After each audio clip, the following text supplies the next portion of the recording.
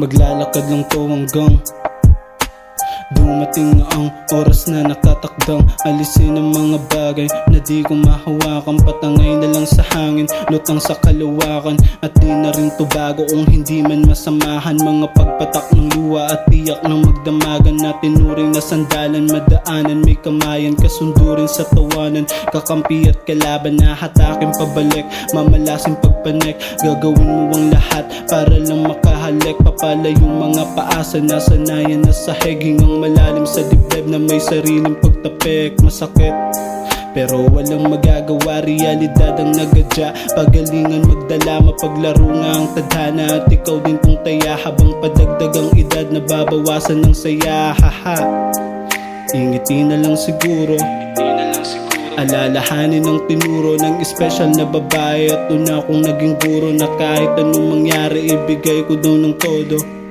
Yo, shoutout sa'yo pa, shoutout din sa'yo ma. Gusto ko lang sabihin na maraming salamat sa inyong dalawa. At may gusto lang akong sabihin.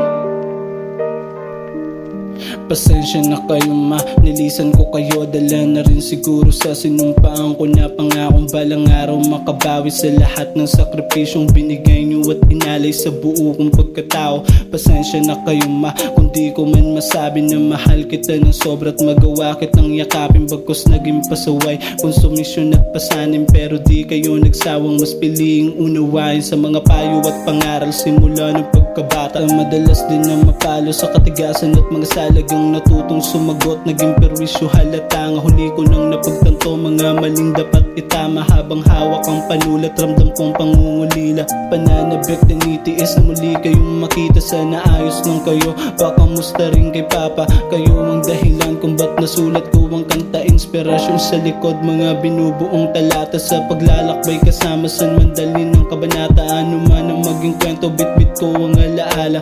Patuloy sa pangarap, mithiin at mga sana sa oras ng pagbabalik. Hiling ko ang kalakasan ng bawat isa sa inyo at kamay muli kong mahawakan. Madugtungan pa ng mahaba ang lamesa at tawanan sa riwain ng kahapon sa munti nating tahanan.